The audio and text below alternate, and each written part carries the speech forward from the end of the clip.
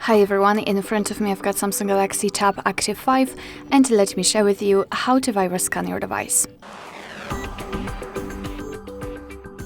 So let's start with opening the settings, and here in this left section we have to scroll and find the device care. Let's tap on it.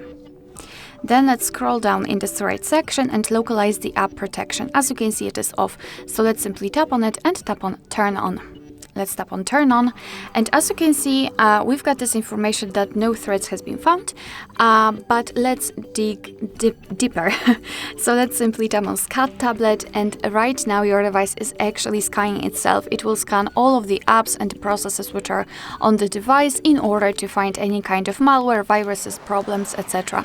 So after scanning, your device will show you either the information that everything looks okay, or the information that it found something, and it will show you what you can do in order to get rid of the threat and the problem. So basically, this is it.